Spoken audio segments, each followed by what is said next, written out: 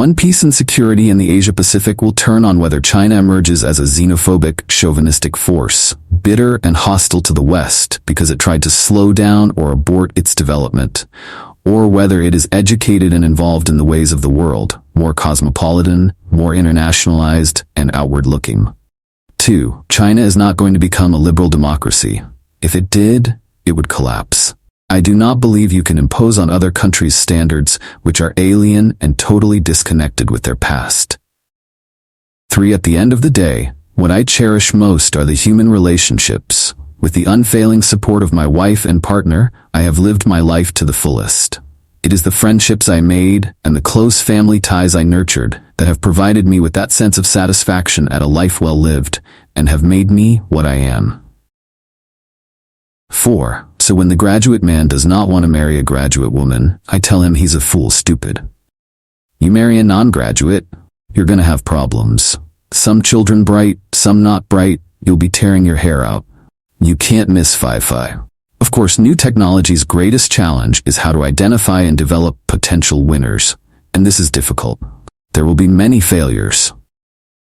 There will also be wrong bets, but CEOs cannot make right bets without making wrong ones too. Those who make more correct bets than wrong ones are the real winners. 6. We are pragmatists. We don't stick to any ideology. Does it work? Let's try it, and if it does work, fine. Let's continue it. If it doesn't work, toss it out, try another one. We are not enamored with any ideology. 7. That was the year the British decided to get out and sell everything. So I immediately held an election. I knew the people will be dead scared, and I won my bet. Big time. The gullible fools 8. I started off believing all men were equal. I now know that's the most unlikely thing ever to have been. 9. Start with putting 3 of your friends to jail. You definitely know what for, and people will believe you. When I visited Madame Tussauds as a student in the 1940s, there were 2 groups of figures, the famous and the notorious, either British kings and famous leaders or notorious murderers.